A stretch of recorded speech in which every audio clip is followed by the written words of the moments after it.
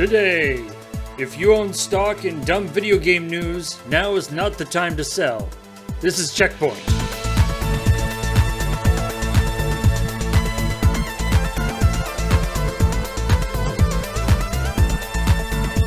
Never sell.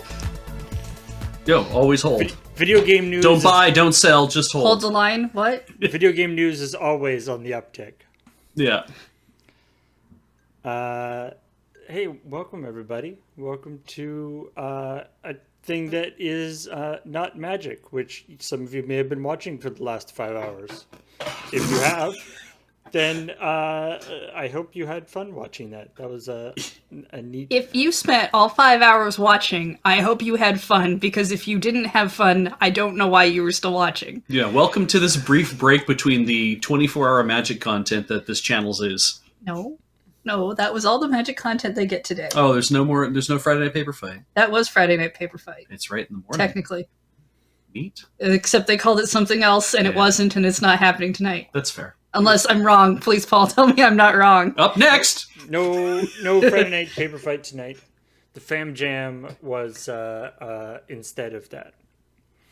Friday J Fight. Yeah, our obligatory magic content for Friday. Yes. I will tell you all now that if you need to watch all of those VODs, you should go to all of their channels and watch the VODs of people who keep VODs, because I'm only putting up the lure one, and not everybody has a YouTube. So people are writing FMDF, which I'm assuming is Friday Night Diaper Fight? yeah, probably. Okay, I hear cool. it's a baby game. Okay. I mean, the Baby Geniuses won, apparently. That's true. Again, game for babies. Baby's gonna win. Hey everybody, how's it going? Welcome to CheckPoint, or ChillPoint, hour later than we usually do because of the aforementioned magical games, but we're here and we're talking about video game news from this last week.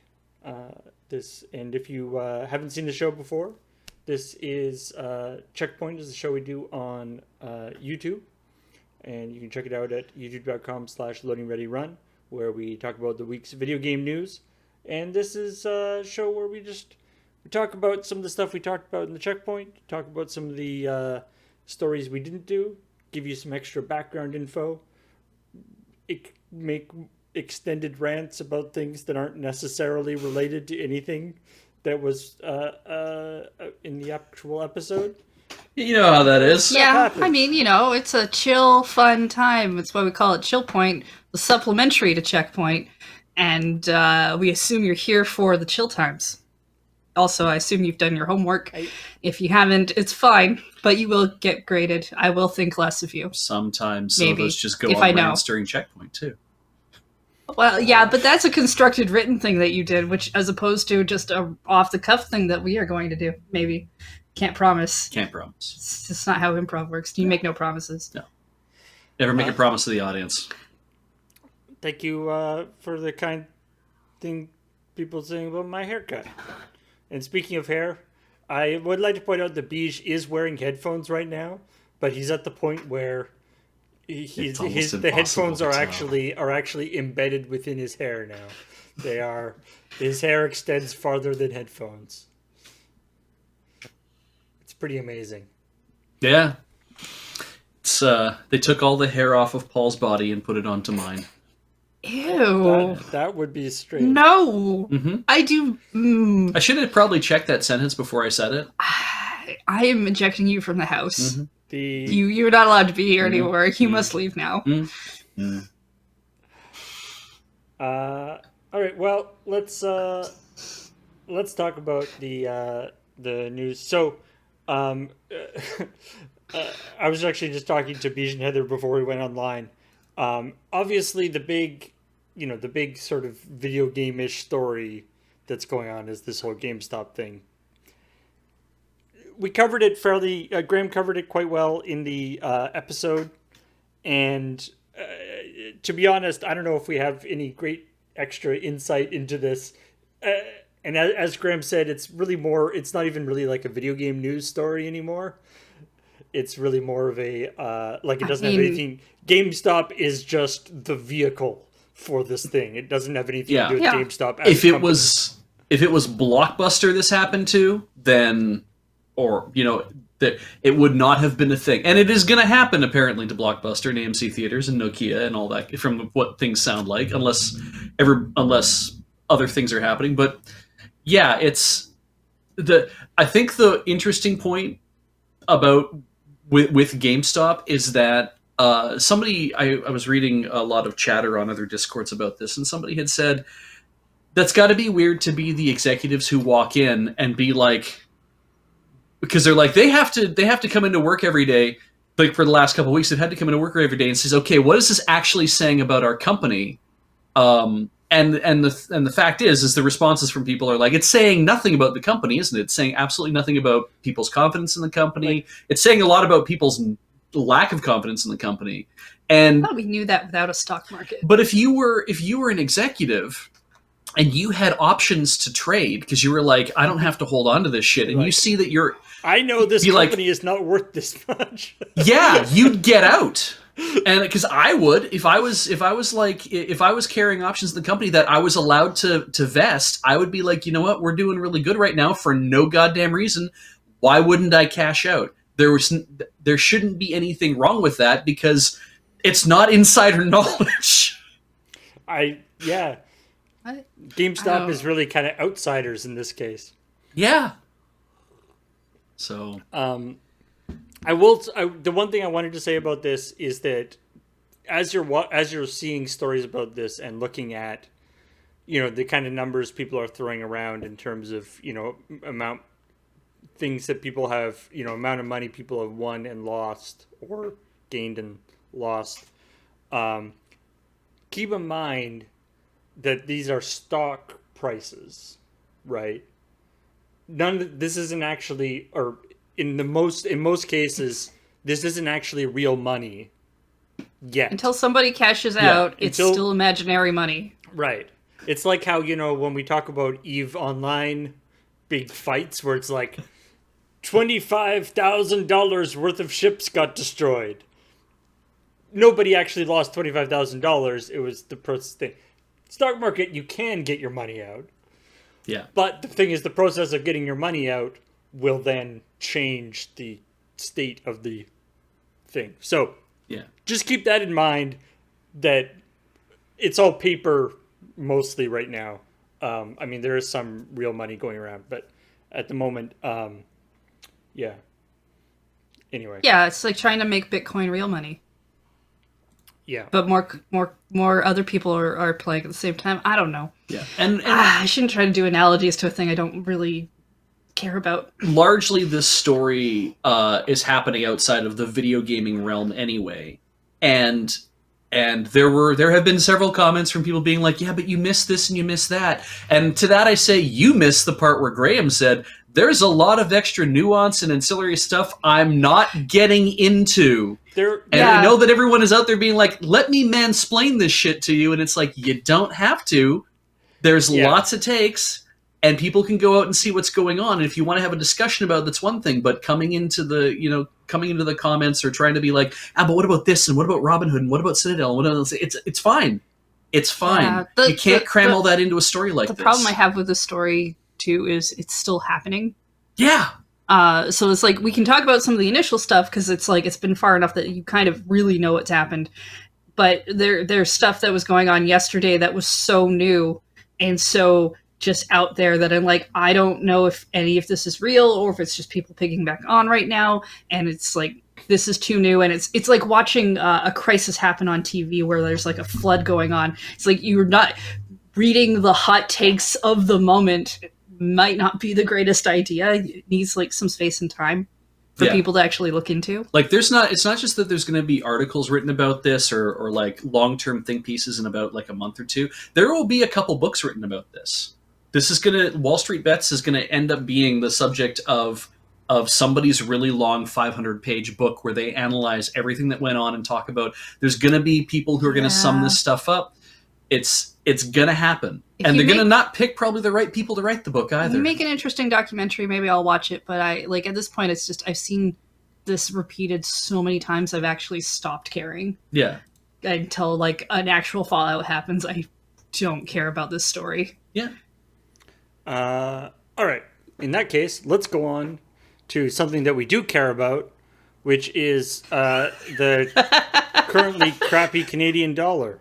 Yeah. In my lifetime, Is it really that high now? in my lifetime, there is one point where the Canadian dollar was at par or above the American dollar. Yeah. In my lifetime, I think it's happened twice. Maybe, I mean, maybe for it to. Maybe it's happened twice in my lifetime, but I was in my time of actually attempting to buy things in America, shall I say? Yeah. Yeah. Yeah, the I remember working at Walmart when the dollar was on par. So, and actually, maybe to give people a little hint of how that goes down in Canada, for that is where we are from. We are Canadians filming in Canada and speaking in Canadian. So You when can that tell from the accent. when that last happened, so it used to be that the American dollar, the U.S. dollar, and the Canadian dollar were both tied to the gold standard, and this is a long time ago. And when they were both tied to the gold standard, they were essentially at par the entire time because that's what they were tied to. And the U.S. dollar said, "We're leaving that. We're going to go do our own thing." I'm vastly simplifying. And then at some point, Canada said, "We're gonna take us off of the gold standard and we're going to peg ourselves to the US dollar," which is what a lot of currencies around the world do. They all end up pegging themselves to the US dollar because the US dollar is a fairly reliable currency because of the reliability of the country and the government and the economic situation in the US. Notwithstanding some things, but you got to give that like 20-year view, right? So when we were last at par because of fluctuations in the market, that was only about like 10 years ago, roughly. And there were people in Canada who were like, "I'm going to go to the States and buy a car because the car is $15,000 cheaper in the States." It's like, well, how can that be true? It's like, because once a product hits Canada, it doesn't ride the wave. The price gets set. Yeah. Yeah. Yeah. The frustrating thing as a Canadian, the exchange rate is what it is. I mean, for us, as in loading ready run, to be honest, it kind of works not too badly because a lot of the stuff we do is in American dollars. All our obviously the shop is in American dollars, and the Patreon is advertised in American dollars, is but you advertised in can American pay. dollars. It's sort of you in can pay Canadian in your dollars. local if you want to. Yeah. And I think they changed it now, so it's actually reporting in Canadian dollars now, which is odd. But anyway, It might report to us in Canadian because we're coming from Canada. Geographically, yeah. Anyway. but the thing, the trick though is that obviously most of our goods come from. Yeah, see, that's not in American dollars. That amount God, that, goodness, that no. Lord Yeah. Rod is telling us. I That's- nearly that had would a heart be- attack. Yeah, I was like, wow, it went up. But obviously, most of our goods or stuff comes from the States, and so something that like a video game, as an example, will be $60 in the States and $80 in Canada. Or back in the day, it was like $50 in the States and $65 in Canada or whatever. But of course, that it never seems to go the other. Like you go like No. they go like, oh well, the exchange rate is what it is. So we have to raise the prices by 5 or 10%, and you sort of go okay. But weirdly, it never goes the other way. Like when the exchange rate, when the Canadian dollar comes up, the prices in Canada of American goods don't come down somehow. No. I actually really paid attention to that when it came to. So for us, a video game, we'll say a Switch game because I know their prices. Yeah. Brand new Switch game from Nintendo, so first party, $80. And I know in America that runs around $60. We used to have our video games used to be about a $10 difference, and then at some point they decided they needed to hike those prices up another $10, and they were like, "We're doing this because the dollar went down because their dollar went down to like 70 cents or something." Yeah, and they do it immediately. And I was like, "Sure, I understand why you're doing that, but I do know that it's never going to drop from that $20 difference that you've decided Now, needs to yeah. be there now. Yeah. Yeah, once we've Thanks. got it at that higher level. And that's not including taxes, because once you include taxes on an $80 game, it's actually closer to $90.95. We are gonna crack- because we have PST as well, GST. We will end up cracking the $100 Easily. game thing, and then we Oh, get to yeah. join our friends in Australia and New Zealand at that point.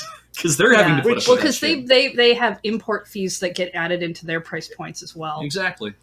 And which, as various articles occasionally try to remind us, corrected for inflation is still cheaper than games were like 15 years ago. Like 15 years ago, corrected for inflation, games would have been like $120 now. Yeah. Part of, So- part of that is, of course, that purchasing power is not what it used to be in a way, because it's like nobody's wages have been going up the way they should be going up. And that's even a larger discussion. Yeah. But Yeah. Wasn't the point of the story that we were Canadian, though? yeah, the point of the story being that The Nintendo of Canada made an ad, and then people lost their minds because they thought Nintendo was going to do a had just stealth announced a $100 price hike, $100 US price hike to the Switch. and it's just like, Yeah. no, that's just how much it always cost here.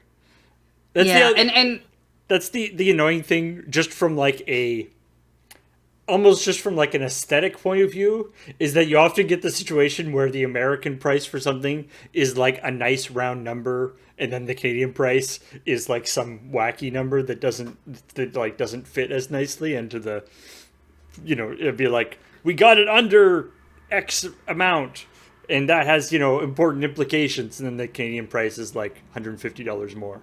It's like, yeah, I did see a comment somewhere where someone had said we shouldn't give people such a hard time for thinking a console will go up by $100 all of a sudden because the Xbox Gold doubled in price. And I was like, there's a little bit of a difference between a digital service thing that typically those things do go up in price over time, but a console that's 4 years old suddenly going up in price wouldn't go up like that. It would be not good for the company. Now, you told me something fascinating, though, when it was like people were trying to justify why their wrong-headed think was right. Why all of a sudden Nintendo would announce that the Switch was now $400. Yeah. Why they would do something like Okay, that. so This is fascinating. this is conspiracy level theories.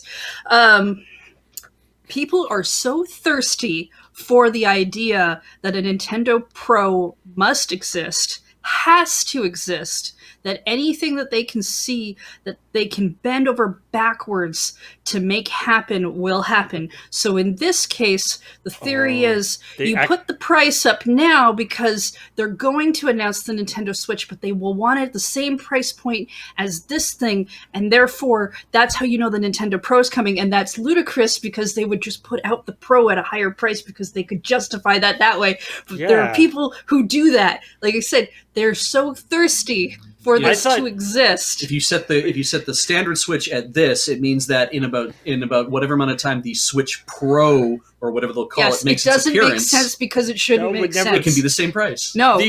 I thought the conspiracy would be that there was going to be a Switch Pro and they accidentally put the Switch Pro price on instead of the regular price. Like, that would be stupid enough, but this is way worse. Yeah, I believe the thing right now is everyone's decided that the Switch Pro would actually be called the Super Switch because enough people have been calling it the Super Switch that must be the name now. Well, I mean, Nintendo was calling the Switch the NX for the longest time, and everyone's like, "That's what they're going to call. They're going to totally call that." And then they came out and it was like, "It's called the Switch," and everyone's like, "What?" You all forget that development names exist. Yeah, it would be amazing if it was called the Super Switch, and then we can have another run of games called like Super whatever. I mean, Super Mario Brothers. We could have another Super Mario Brothers. I'm over like a Pro name. I don't think they'd use Pro. People keep using Pro because PlayStation used Pro. Yeah, it'll probably be like Plus or something like that. It'll be like something that. So the one that people go with is like Switch with the plus symbol, which I also kind of dig as a mid-gen or Plus, because I mean they've got the light, so yeah, heavy. Yeah. The Switch thick. Deluxe. Now I want to be. Switch thick. I want to help because obviously me making a little fun of Americans here is mostly because that's also one of Canada's national sports. We meet up every Friday Yeah, for it. and it's hard. It was hard to write this story because I'm like, how do I come off as being like bewildered and not shitty? And I really straddled the line there. But what I got want to make me, fun of Americans, but not like in a mean way, no, you know, or it's not like, in a too mean a way. yeah, I don't want our American fans to be like, why are we always catching shit from these guys? I don't want to watch them anymore. It's like I don't want that. I want you to be like, this is some like, maybe it's good natured ribbing, but it's still ribbing. But anyway, the one thing I wanted to say, because to give you a bit of an escape from this, is I went to the I was reading the comment section on Nintendo Life, which is where we source this from. No. And I'm not gonna name names, but there are some You have commenters to remember them. that were kind of amazing because somebody was like, well, why would you like, you obviously think that, and somebody's like, well, it's because in Canada we don't write prices that way ever. We always write prices $399 We never write them with the dollar sign. Yeah, we put the dollar sign in the end. That's how prices are written in Canada. Is they're written with the number with the dollar sign at the end, and I'm like, where are you from? It's true in one place in Canada. Yeah, Quebec. That's the only place where they do it. They don't do it in the Maritimes. They don't do, if you speak English, they don't do. That's like also in Quebec. The decimal point is a comma. Oh, right, they do that, don't they? Yeah, you have and the commas that you put for $20,000, you put a comma in there for 20, thousand, which we don't really do anymore. You put a decimal point after the 20, so you have 20 decimal 000, comma 00, dollar sign at the end. They use Okay. triangle brackets for quotes too, don't they? Tend to, yeah. I think so, yes. It's very much like, as T. Stodden says, it's the European decimal standard they use. Yeah, which is and I mean that's one of those things. Like there are certain standards that it's like, I do not care which way we do it, but everything would be so much better if we all agreed to do it the same way. Like I'm more than willing to adopt the Quebecois or the European way of doing it. I'm happy to do that. If we can, as long as we all agree that that's going to be the way of doing it. Having different ways is just the worst. I agree, except for one. I think the date standard has to be year, month, day. Yeah. And that's just the way it is. We if you're have doing it the other way, you're wrong. We have an international standard for a reason. And part of the reason why I would say that I like having the dollar sign at the front also, just to kind of throw that out there, is because it means that when I'm reading, I can actually see that the number I'm about to read is going to be dollars. It's that I'm fed with that first, so I know that that's coming. And you might be like, well, why does that matter? I'm like, well, because when I'm reading Japanese and I'm reading an incredibly long number and I get to the end and there's N at the end, so that I know that it's in yen, that I see the symbol to mean this is money. I've been reading this number the entire time. I have no idea what it's for, and then I see the yen and I'm like, oh, I get it. And I'm like, right, that's why putting a symbol at the beginning of something is actually not a bad idea, because it lets you prime your brain to know what it is you're about to see. That's the whole reason why. Out of curiosity, are there any countries that actually use year, month, day officially? Because like it's the ISO standard, and it's the way like Linux and Unix and computers do it, because it makes sense from a scientific point of view with least specific to more specific. Yeah. But I don't know if any countries actually format their dates that way in normal writing. I want to believe that Sweden? Someone said? Yeah. I want to believe that most non-colonized countries, for one, would probably adopt the international standard. And I want to believe that most countries like the Scandinavian countries and maybe Germany and whatnot would all do it in the ISO standard. But as I'm seeing here, Germany doesn't do it. So it's what I find, actually, not to get too deep into the weeds on day standards, but I find it actually quite interesting because all the three variations each have arguments that I can actually totally understand and agree with for using them. It's just that when you arbitrarily switch between them, and you don't know how a date is supposed to be, then it completely falls apart. But I get why they are, because they're sort of from different in different ways for different purposes, which is, I find it quite interesting that way. But yeah, so my point being that even somebody who's Canadian was standing up and saying, well, that's weird anyway, because we would never have written that, because all of Canada never does anything like that in that way. And it's like, no, it doesn't. And there's even somebody who was in the comments replying to them, being like, oh, really? I had no idea. I've lived in Canada for 3 years. I had no idea that this was the right way to do it. And all these other Canadians came in like, it's not! What they're telling you is what happens in Quebec only. It doesn't happen anywhere else in Canada. And it's like, there's still going to be differences within the country itself, right? So, I mean, okay, let's be fair. There were some very true things said in this story that I know people are like, oh, those are Beej's opinions, and I'm like, no, these are very true. Yeah. Whenever Canada gets brought up in anything that's especially not Canadian content, we all get very excited. My entire anime club was super excited when in Haruhi Suzumiya? Suzumiya Haruhi no Yutsu, yes. Yeah. When Haruhi declared that a person or something must have been from Canada or left for Canada or something. Entire group of people was like, they mentioned us. Japan knows who we are. Wasn't Cinderella Boy about a guy who was a Canadian figure skater who became a ghost? Yeah. Okay. I love that people there's a couple people in the comments that were like, hey, I'm from New Zealand. They mentioned us. Yes. Yeah. The first comment that I saw that said, from a Kiwi, I'm so happy. And I'm like, yeah, I knew there'd be at least one of you. I was actually talking to my brother the other day about, like, when I was a kid. I remember being totally blown away when like Monty Python name checked British Columbia in the Lumberjack song. Right. Just the idea that like imagining what the image of British Columbia would have evoked in the mind of,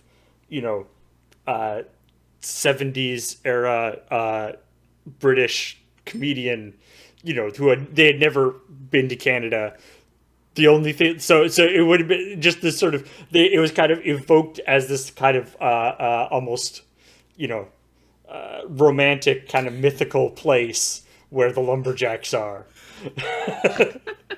And, it's like, Monty Python said us, that place. And they weren't just like naming tons of different places. They only mentioned British Columbia. And it's just like... Python did the same thing.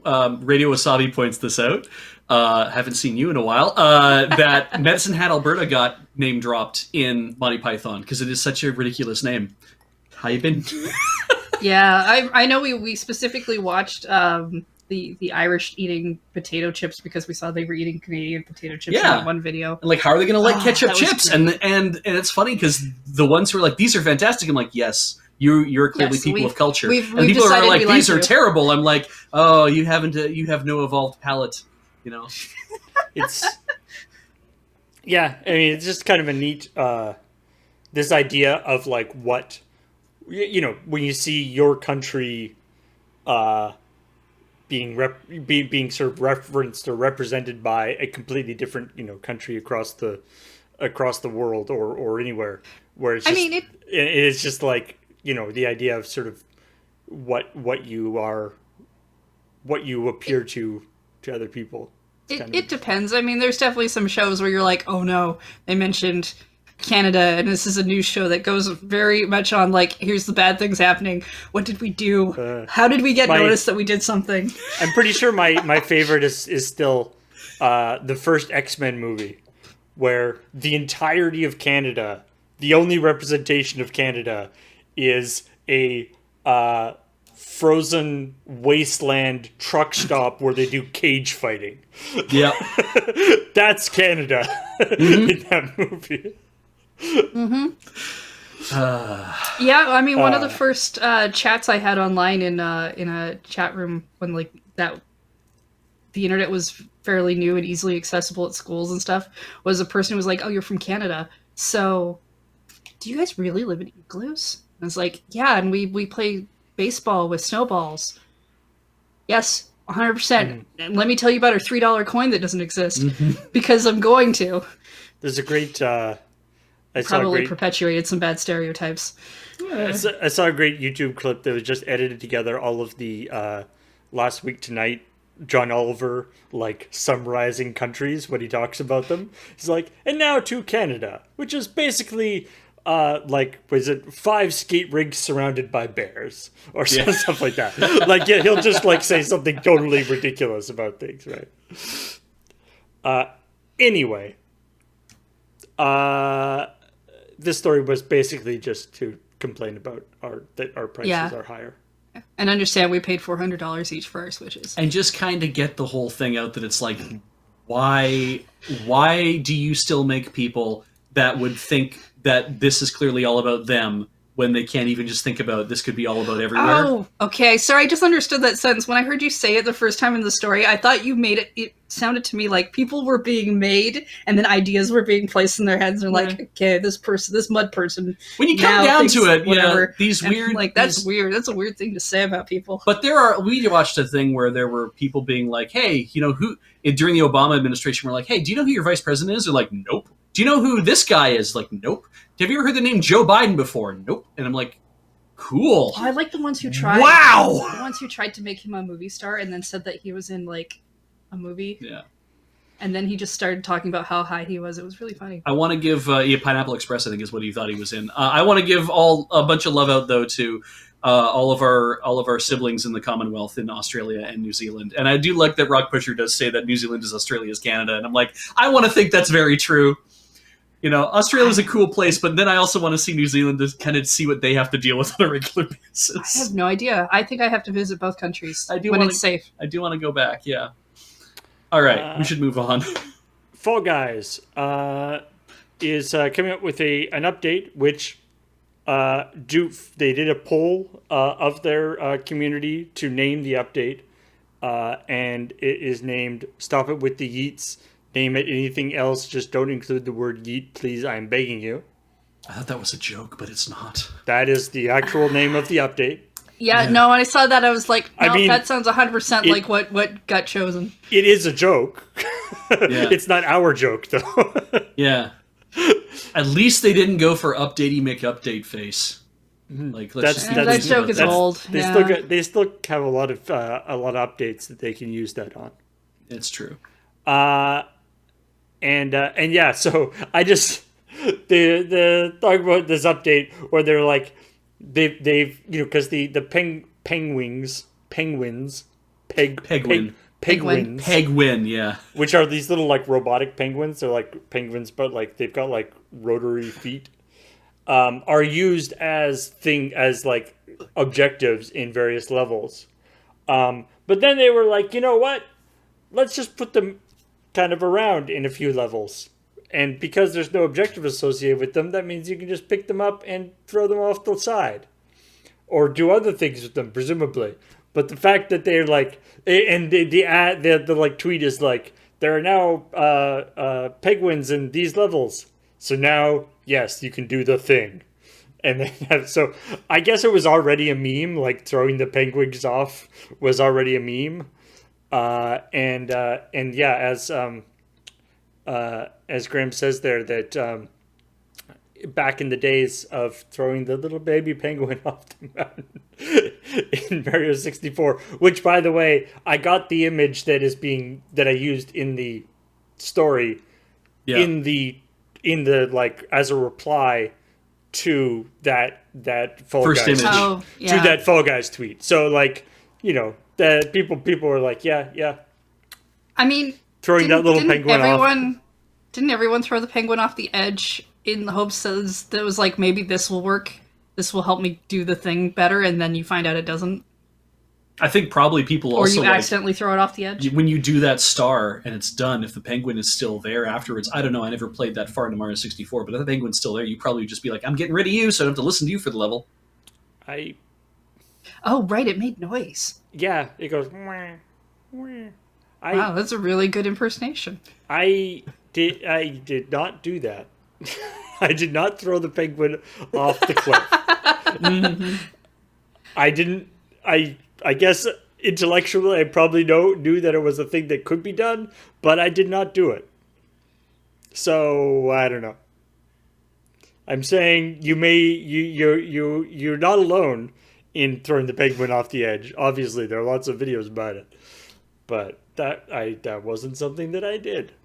I don't think I ever did it intentionally. I think it was a thing that mostly happened by accident, and generally I fell off with the penguin more than there throwing was it. because there was like the penguin was like at the top, and you had to like slide down a big thing with the penguin.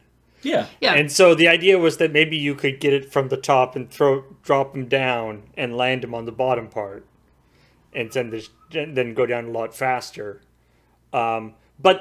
Which is like, okay, that's like, I see you're trying to like complete the objective faster. To me, that's a different move than I've completed the objective. Now I'm going to pick up the penguin, walk over to what is clearly the edge of the level, look over, see that there's nothing down there, let go of the penguin. Yeah, okay, that's fair. Yeah. Different kind of move there. One is just, especially, look back, look at the penguin's mother still over there. Drop the penguin off. Like, that's cold-blooded is what that is. Mm-hmm. All right. What else we got going on here? Polymega. Polymega, which, so apparently it's a real thing. Yeah. It's not one of these Kickstarters that will never ever happen. It's not the Phantom or the Infinium or whatever the hell they were. People have review copies of the device. Presumably their production is way slower than they were hoping. And probably COVID has thrown a wrench in their whole setup. Understandable. But I'd love the just this idea that it's like, and this is like, and I understand this in the sense that like this has happened to us occasionally. You know, you'll be working with a company, especially like talking to somebody about maybe doing like a video project for them. You'll be like, hey, maybe we can work something out and do something together. And then that person leaves for whatever reason or moves to a different department or whatever. And then the new people don't have any interest in working with you for that. And you're like, oh, crap. That happens sometimes. But the way this is, the idea that would happen when you're like have a pre-order arrangement with the company seems very weird and wrong. Yeah. Like it's like, so we had the guy who was in charge of the pre-orders at Walmart left, and now we can't get anybody to return our calls at Walmart. That is a really weird thing, because if Walmart actually took pre-orders, that suggests some sort of a contract that's actually written out, or an arrangement that's already been made. Yeah. Right? Yeah. Yeah. So it's a little less like, oh, I'm trying to start up a thing, and then someone gets moved off, and then I lose my contact, and then I can't get it going. And more like, we are in the middle of it. How? Why? Yeah. It's kind of astounding too, because the whole sense of it is that we were trying to like be like, oh, but this time for sure, and Walmart was just like not giving them anything, and they're like, so we threatened legal action, and when threatening the largest brick and mortar retailer in the world didn't work, because who the hell are we? Yeah, they probably didn't even look at it. We're now saying everyone has to go through Walmart's method of canceling their pre-orders and then starting to do the pre-orders through our site and And it's a little weird they didn't post this in some other places. And I know there's other elements to this, but man, the first thing I saw was their unreadable Instagram post. I was like, what am I supposed to learn from this? I have to spend effort. This is important, and you just made it very hard to read.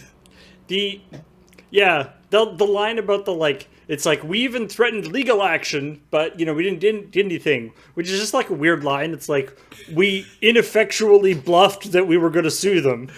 They called our bluff and didn't do anything, so now we're back. It's like they clearly. So we're not suing them. So, yeah, clearly it didn't. Yeah, like threatening legal action doesn't mean anything if you aren't actually going to be suing them. Yeah, but definitely don't do all. Like, if you looked at the image, you know it's really hard to read, and that's because it's all cap locks. Like that, there's a reason we don't do that in like papers and any kind, like your novels. Just do it for headings and pithy lower thirds. Yeah. I mean, you've got some other spacing elements there that help separate your words, Paul. Like some colors and stuff, not just like black with white text on it. You have to try to like. Just why do it that way? And now it can't be, searched very effectively. Also, you can't.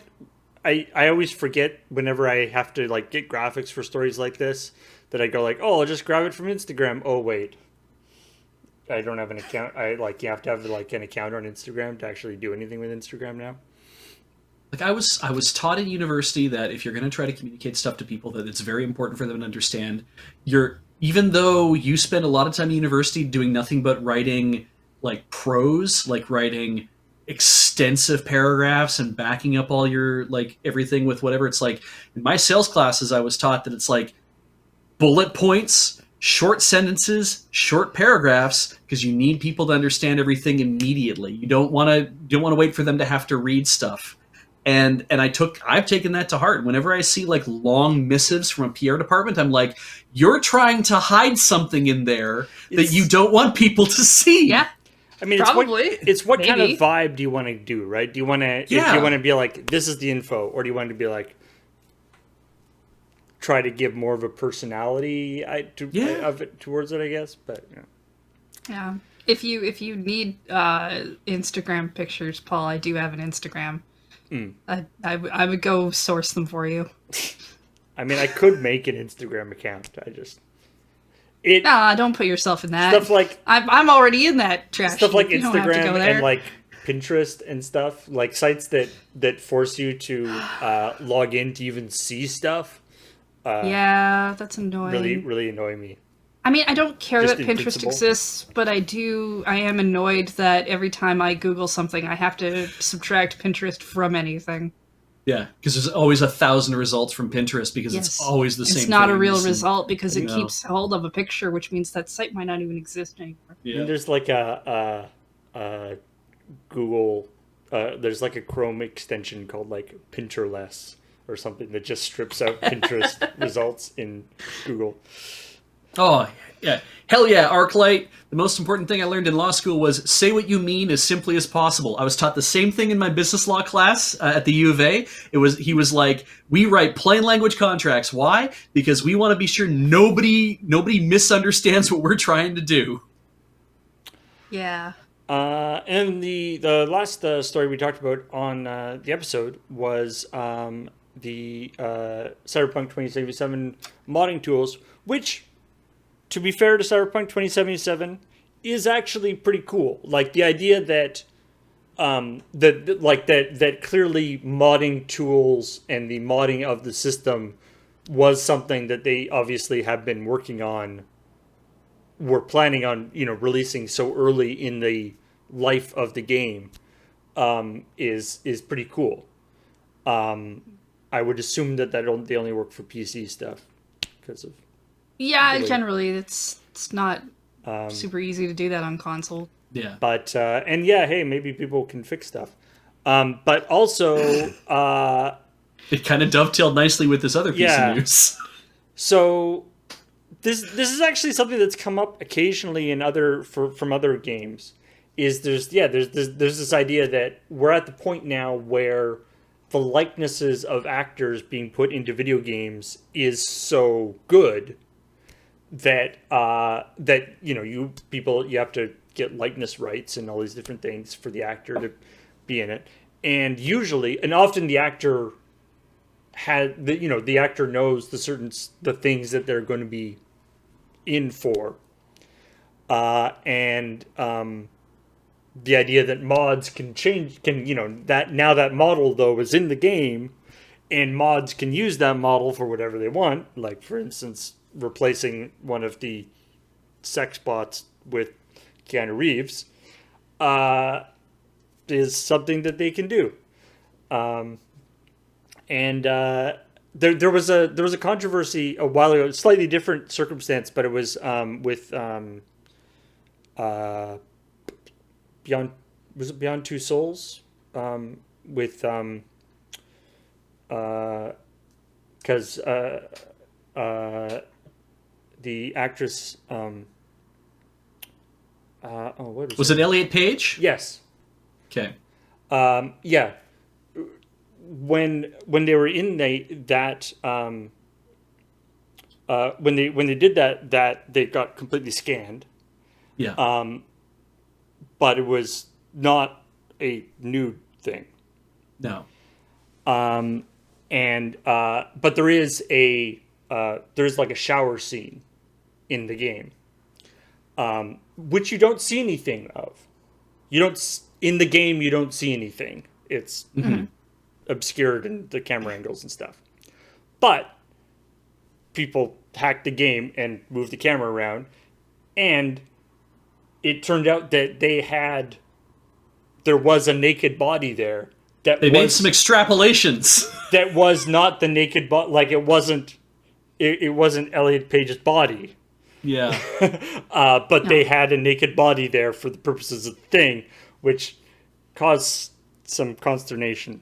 It's definitely some deepfake kind of horseshit where you're like, but we already had a model that was made that looks nude. We put some nipples on it and some hair and whatnot, and we just stuck this head on top. And I'm like, that is very much that kind of fake celeb photoshopping that goes on, and now but it's happening in a AAA product. Remember back in the day, like even this was even a long time ago, or quite a few years ago now, but like for say Polar Express and Beowulf, and like there's a couple of those movies that were done like fully CG with performance capture stuff and with the high resolution stuff, or even Matrix really. But it's like the idea that there's these it's Matrix, speaking of Keanu Reeves, right? The idea that there's these incredibly realistic, high fidelity models of various actors and actresses on computers somewhere. Mm-hmm. That you think it's bad when your phone gets hacked and your private pictures get released. What happens when ILM gets hacked and they get the full body scan of Angelina Jolie or whatever? That it's a tricky situation. This is which, as Graham talks about, a very kind of cyberpunky kind of situation, actually. Yeah. and for not this in to be cool way. Yeah, and for this to be the case where it's like we put Keanu Reeves' likeness in this game because he's acting in it, and now people can mod that to make that happen.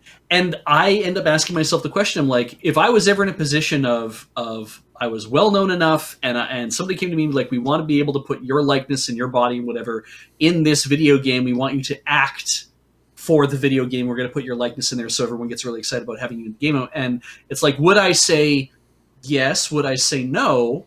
Because on the one hand, it's like, well, that would be really cool to be immortalized in a game, but I'm also really weirded out by that idea, and what does that mean, and what gets done with my likeness? Yeah, because it is like you're gonna have people like being in a movie. People at this point can use technology to modify and do whatever to do all sorts of crazy weird stuff with my likeness that they want to. Being even on YouTube videos, they could do that if they want to. And I'm like, and in a game, you can potentially have even more control if you're savvy on how to use the tools.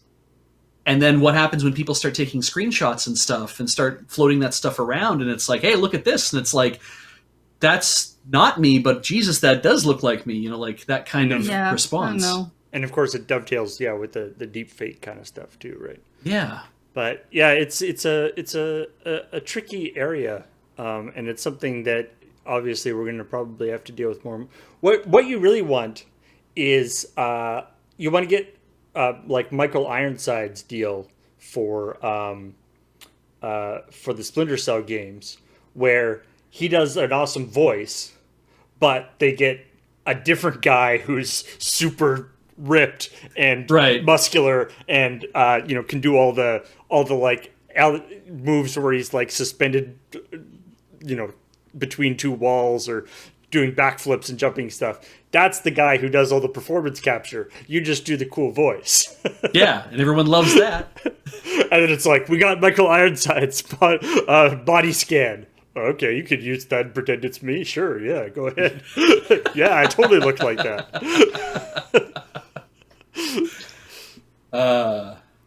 All right, and the final bit here is that apparently there's going to be they've announced a Tomb Raider animated series coming to Netflix. Presumably computer animated, although the thing I was reading didn't actually say whether it was like traditionally or I guess everything is computer animated now, but If it's going to be computer 3D style animated or cell shaded. or cell shaded. But I would assume it would be like computer animated, considering they have all the models already. Speaking of performance, it's not a real person, but I want to believe this is going to feel a lot like the Carmen Sandiego Netflix cartoon. I would be okay with that. Yeah. I mean, I like that art style, actually. it is explicitly based on the reboot franchise. Yeah. Yeah, so it's So- going to be a lot of like exploring like one thing and not like she doesn't jet set all over the world to look in tombs, but and it's also theoretically not like kid friendly. I mean, as we talked about in the thing, yeah. the actual games are super fun, but also have a weirdly large amount of Lara getting horribly mutilated when you mess up QuickTime events. Yeah. Which this isn't really necessary. They could just be like, you died. We don't have to see the like broken Fade to black, tree bring limb up a game over embedded through her screen. face. Yeah. Yeah. But anyway, let's talk about other stuff. Yeah, what do we have left? Elder Scrolls Online. Everything old is new again, because the new expansion for Elder Scrolls Online is called Gates of Oblivion, which seems unnecessarily confusing. But anyway, Most names are. We'll call it Goo for short. but one of the big things that they're going to be that is going to be adding to Elder Scrolls Online is you're going to be able to have companions, which you haven't actually been able to have before, which is obviously is a big part of Skyrim and Oblivion, but the single player stuff. But Elder Scrolls Online has not previously had companions, so at the moment there's going to be to start with anyway. There's going to be two, and they're saying that people are the in the article there people are asking about. Whether you can actually have like relationships with your companions, because that's also a thing game. And they're saying at the moment you can have you have a relationship with your companion in the sense of they like you or they don't like you, but not a relationship. Yeah. So, not a romantic relationship. not a romantic relationship. Not even really a goodly, deep friendship. They either like you or they hate you. But they said down the line, romance is definitely something we want to talk about, or something we want to do. We They're just building want to make towards. Sure, we just want to make sure it's doing right. Although it seems presumably there's going to be changes. The more stuff will change. I always, as somebody who doesn't really play MMOs, I always find it kind of fun. Like even if they had romance in this, it'd be Elder Scrolls Online. You're playing it with a ton of other people because it's a MMO type game, but there are only two companions. There's like a knight and a thief lady, and a chivalrous knight guy, and so So, if you did have relationships, then these two people would be having, have a myriad of different romantic relationships with thousands of other people throughout the entire world. They would be very busy. Absolutely. That's real weird. I mean, didn't Bethesda also make a garishly expensive ring?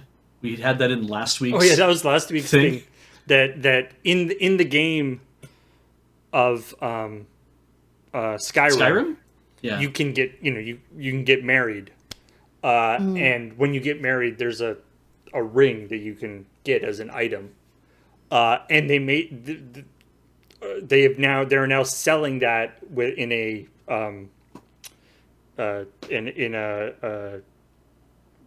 whatever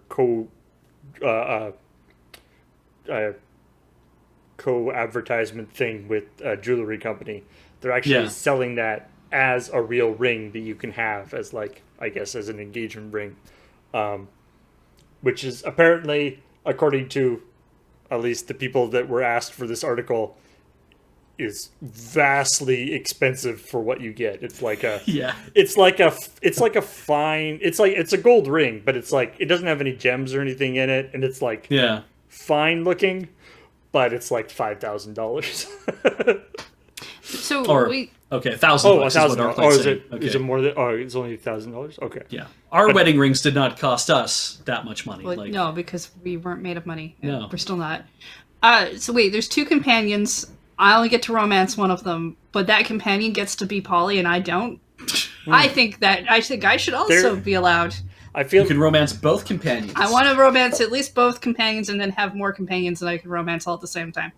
That we're all okay with, because clearly that must be that should be an okay thing. I feel like you would end up this would end up with you would end up with this sort of wagon wheel kind of poly circumstance of the one person, and everybody has a relationship with the one person, but they don't have relationships with each other, and then every so often go ahead, finish, Paul. Maybe that's a dynamic that works. I don't know.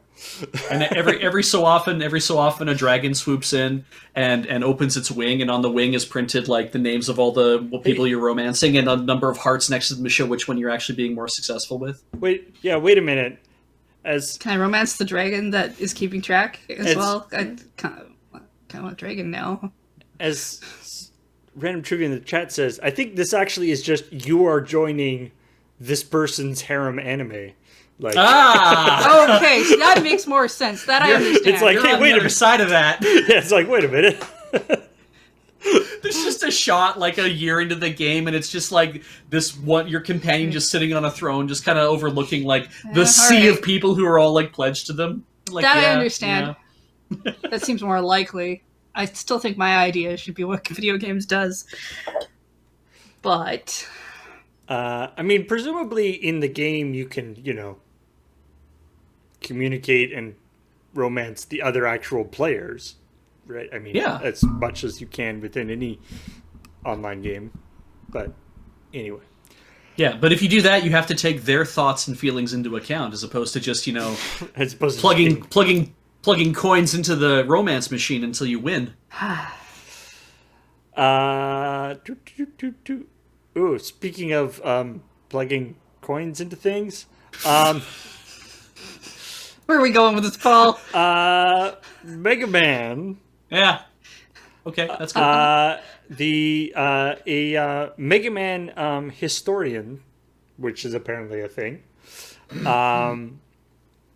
Twitter user and self-proclaimed unofficial Mega Man brand ambassador. Is a guy who he put out a call for donations on his Twitter to buy a rare and unusual piece of Mega Man animation history.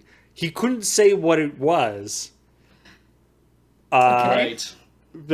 So, despite the fact that sounds shady as hell, apparently it was real. They got it.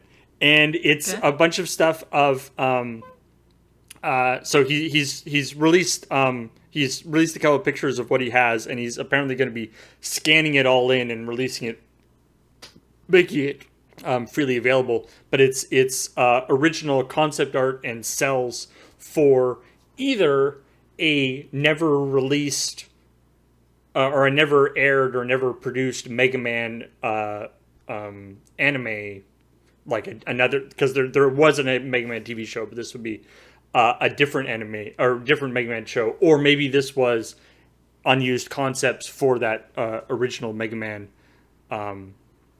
animation, which is cool. I just like that it's like, this sounds super shady. Oh, it turns out he actually got all the stuff and showing it off. And I'm assuming if you're a big Mega Man fan who put money towards this, then you're happy with your purchase. You get to see some cool stuff. I'm assuming he couldn't tell people what it was, because otherwise then somebody else maybe just goes and buys it. That thing you don't want to. But at the same time, a person not willing to tell you what you're paying for is worth taking with a grain of salt. It might also be that they were unaware, because they're being told that it's a rare thing or whatever, and they're like, they won't show it to me. That just sounds like they're about to get scammed. Right? Maybe they're going to get scammed and they don't know what's coming too. But yeah, so that's it's really neat. This is looking at it too. I just keep remembering Captain N, the Game Master, and how badly they messed up Mega Man in that cartoon, because I was just like, Christ, they did not. A lot of the characters seemed like they were just described to the people who were going to be animating them. I'm just like, their character designers did not give a shit about what they were doing. Really felt like, anyway. Mega Man just looked. I was like, why isn't Mega Man blue? It's like, not everybody who produces the things that you love are also fans of the thing that you like, especially early on, and they're just doing whatever they're supposed to do. Yeah, like CDI Zelda is with us always. That's a thing. We all have to realize that that's the kind of thing that can't exist. Yep. But maybe we could talk about a game that people did make with love. Yeah. Celeste, which is a really, really great game. And if you've played it, you may have been able to check out the mini Pico Celeste version, which was apparently a proof of concept for the game. Like, it was actually made before the full game as kind of a proof of concept of some of the mechanics and stuff. And so you can play it, you can find it and play it in the game of Celeste. And on the occasion of its third anniversary, they are releasing Celeste Classic 2, which is another one of these sort of Pico 8, which is kind of this like platform for making little 8-bit games. It's made by the original creators, and it's following a different person. It's not not following Madeline. It's a different person named. Oh shoot! I didn't know the name of that. They're both opening it up right now. Well, it's on the Lanny. Lanny, that's it. Yeah. I tried to play a little bit of it, but I was on my phone, and I need to try and play it without that. Well, because it gave me tapped screen controls. At least it's a free thing you can play on itch.io. I believe they made it as part of like a weekend game jam thing, but they released it as part of the anniversary. It looks cute. Yeah. I didn't get very far playing it on my phone. I mostly just kept falling down the same hole over and over again. I did think it was neat that the original Celeste, like 1.0, that it's literally in the real game, right? It's so cute when you find it, and then they add it to I think the title screen or something, so you can easily access it after, and it's a very like simplified version of what you're doing, but it's so cute. My only problem with it was that I was like, "Oh, this is super neat," and I spent a bunch of time playing it before I realized that it's like not actually part of the game. Of You don't Yeah. really it's have like, to do it in order it's to like continue your story. I'm not going to get anything from playing this. It's like playing the games in Stardew Valley, right? It's like, this is really cool, but ultimately what I'm getting out of this is just the ability to play the game.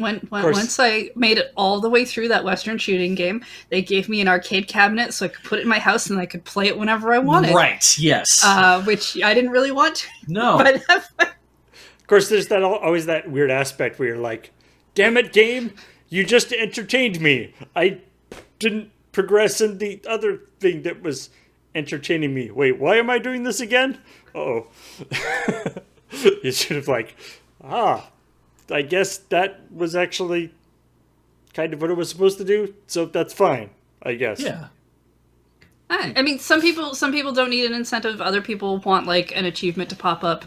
Yeah. Either is fine, but it's cute. Like if you do play the Pico thing even later. Like my thing when I came across it the first time was more of a, oh no, if I don't play through it now, do I have to find it again to play it? Yeah. So finding out that you could access it from like the chapter screen or whatever later was really nice, because then I was like, oh, I can leave now, continue playing this game, but if I feel like maybe a short thing that doesn't involve story progress, I can go back to it. That was the only issue I had when I first came across it. I wasn't sure if I would find it again, so I had to play it right then. Okay, yeah, I think that is all the news we wanted to That's all we had for news stories. talk about this week. Yeah, it's I feel like things are still a little bit in the doldrums of the beginning of the year. I was saying to Graham Beige when I've had to actually expand. I've added a couple of new RSS feeds to my list of feeds that I've been looking at, because some of the stories have been, I usually am looking at like Kotaku and Joystick and not Joystick anymore, Kotaku and Polygon. And Right, yeah, Joystick doesn't... Gamma Sutra and Ars Technica and a few other places. But I wasn't getting enough stuff, so I had to add a couple more.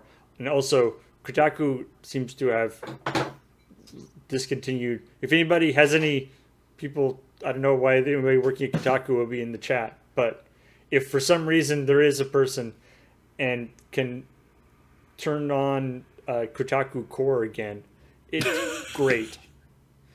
And right, it makes me very sad that it stopped. You get too much of a mix of Lifestyle. video game related stuff for that to be as useful. Yeah, and I wish Polygon had like Polygon Core. No kidding. So it's just like all the video game news, but not the like this anime and movies and things that are, geek culture, but not actually video game stuff. Anyway, Kotaku has had Kotaku Core, but then at some point early this year, they seem to have stopped updating it and or stopped adding things to their Kotaku Core section. So yeah, that made me sad. I mean, in reference to like video game news, you kind of need video games to happen for there to be news, and December, January, February is more of a bit of a lull time because, well, people don't have money anymore. Christmas happened. We all went broke. I guess that just means the video game industry is just die at this point, because I don't think any of us has money and it's anymore. also like all the video game companies as well as all the video game journalists went on holiday. So yeah. over Christmas, so nothing really happened. They should be allowed a holiday, and if you can do it at some point. They are allowed. So yeah, let's welcome our subscribers. Wait, let's also talk about what's coming up. What is coming up? Because again, the thing that's coming up is not Friday Night Paper Fight. No Friday Night Paper Fight tonight. In fact, no streams tonight, as far as I know. But tomorrow, there's going to be a Play It Forward with Project Cars 2. Ian's going to continue driving around in a circle. I think he's going to get to the finish line soon. That's good. I think he has to, because I think he's supposed to finish by the end of January, so he only got like a couple days left. Big friggin' circle. Yeah. But then Finish line hard to get to. it's going to be the first Loading Ready Live of 2021. And its last opportunity to be in January. Mm-hmm. We held on that thing for a long time. What's going to happen? Something. We have some ideas for what's going to happen.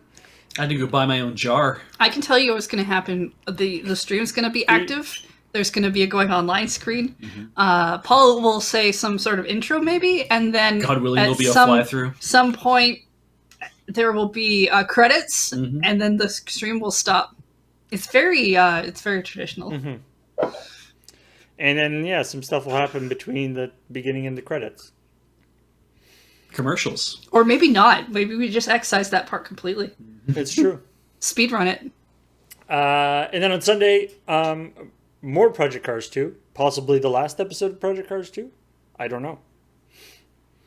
And then, Taiko no Tatsujin.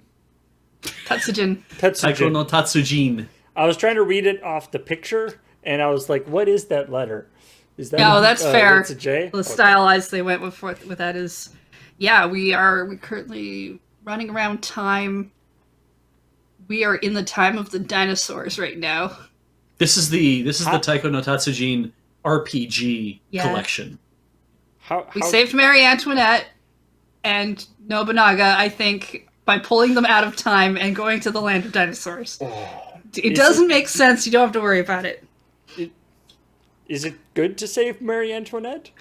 Well, she didn't want to marry him anyway. And she's not around to hang out and rule anything. So I don't think it's particularly bad.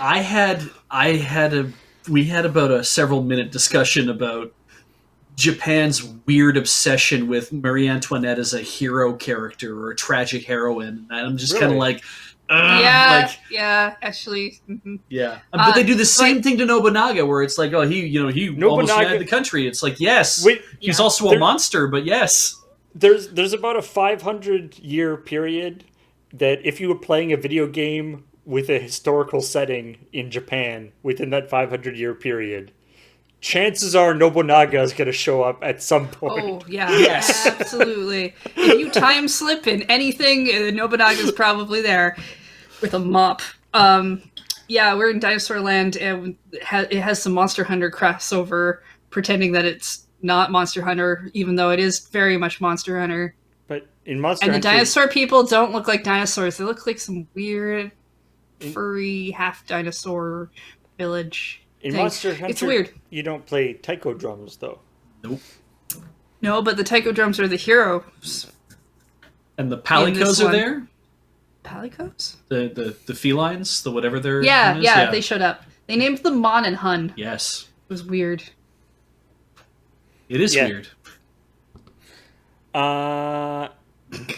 This explain this it tells us that yes, indeed, that will be the last Play It Forward of Project Cars, because on Monday there's a new Play It Forward starting.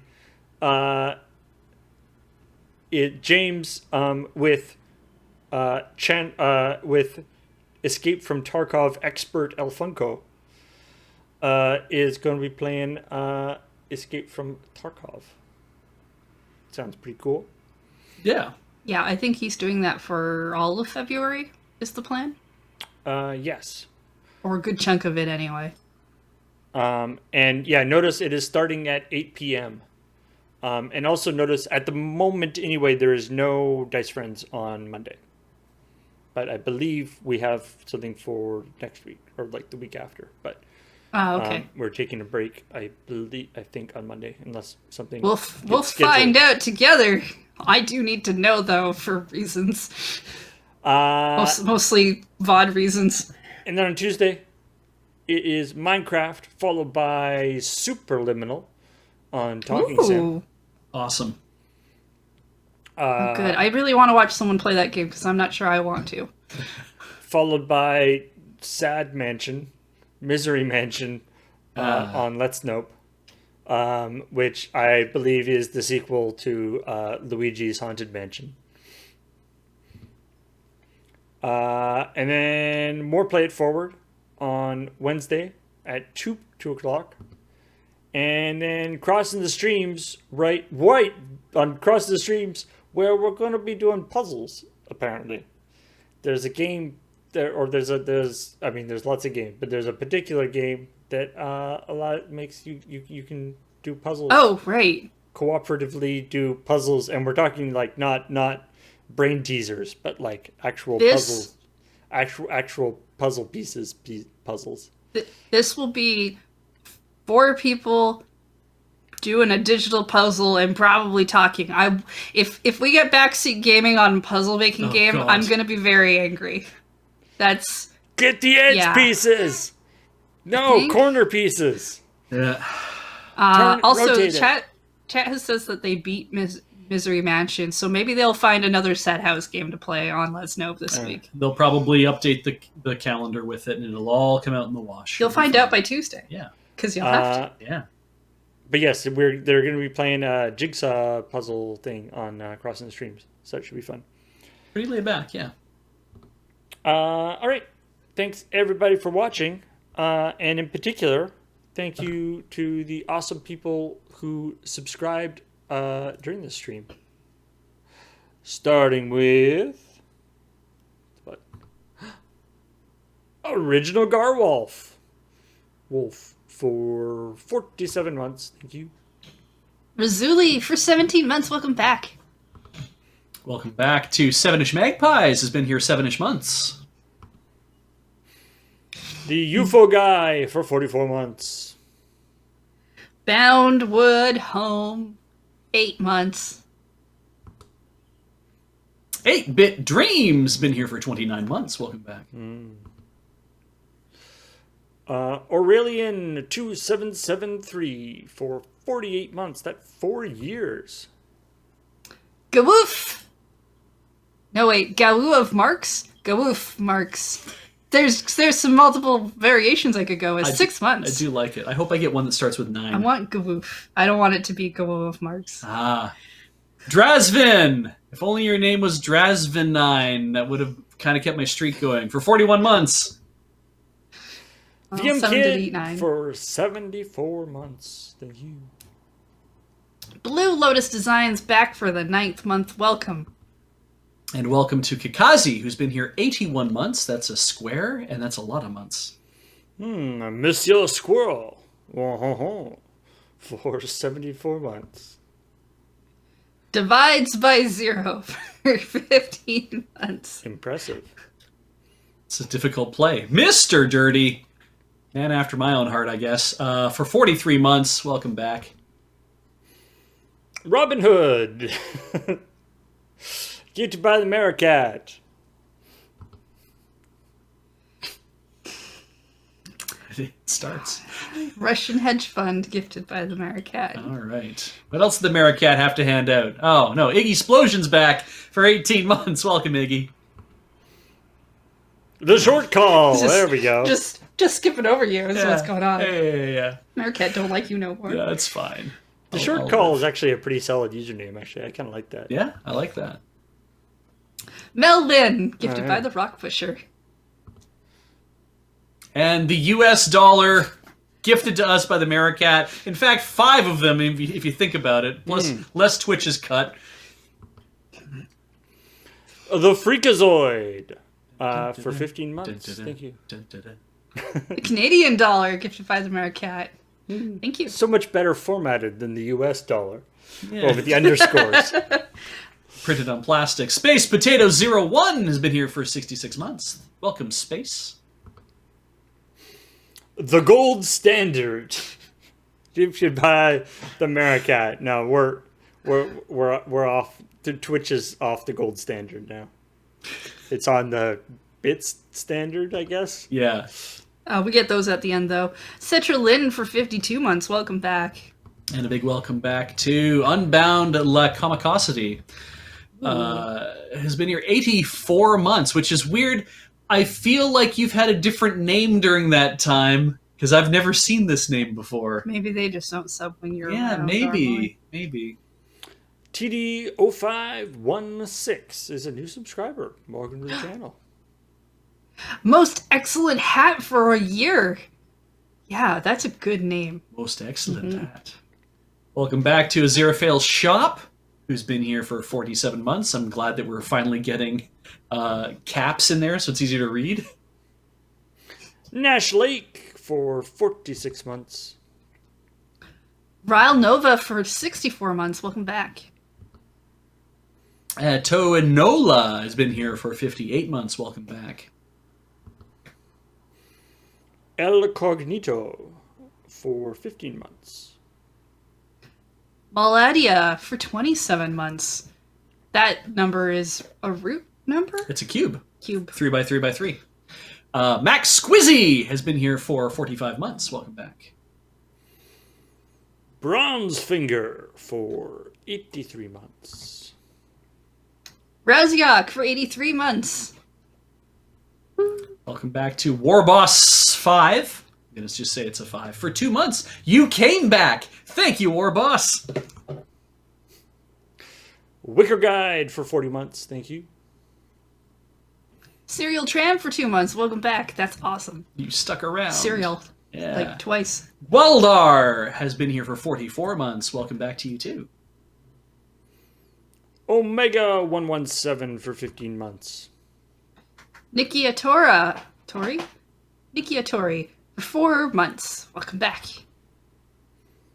Oda Nobunaga. He always shows up. Did we Slips time into skip every again? stream. Oh, no. Thank you, the Maricat. Marie Antoinette. I know where we are in chat now. All right. I hope you enjoy the stream. Yes, let them eat stream. I hope that their stream is nothing but eating cake. Yeah. Stonk, skipped it by the dog myth. Welcome back. Welcome here. And a big welcome to me! Ooh, timed that well. Nice. Thanks, Maricat. I haven't been subbed in like months, I think. Camel Case Gaming. In Camel Case. Very nice. And 3010 bits, thank you to PM Avers, Pharaohbender27, Gap Filler, and Sanatos. Nice number. And yeah, and PM Avers with the 2500. That was very kind of you, PM Avers. Thank you so much. I saw that slip by in chat. Oh, wonderful. Thank you all so very much for subscribing, helping us out. And even if you can't subscribe to the channel, you can follow us, or you can tell your friends about the channel, watch the shows, whatever you can do, always appreciated. And of course, you can check out youtube.com/loadingreadyrun or loadingreadylive or LRMPG, depending on what particular thing you are interested in. Ooh, did we mention the Patreon yet? I think so. You could go to patreon.com/loadingreadyrun to give us money if you don't want to give it to Twitch or other options that are available stuff. And if you have eyes on merchandise, you want to buy a mug, for example, well, we have a CheckPoint mug. It doesn't look anything like this one.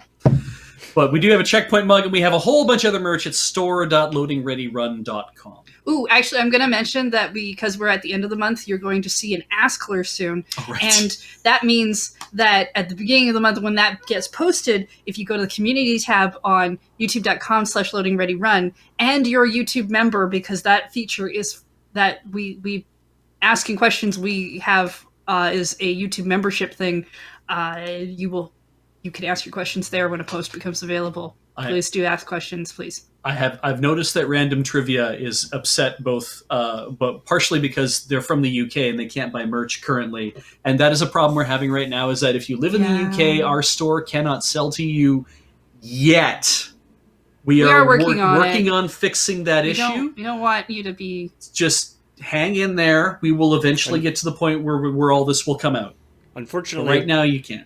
Unfortunately, we can't do anything about the other part of your problem, but the living in UK and not being able to buy from the store part will try to resolve Unfortunately, Yeah, we're working on it that. turns out to be stupidly complicated, stupidly more complicated than it should be.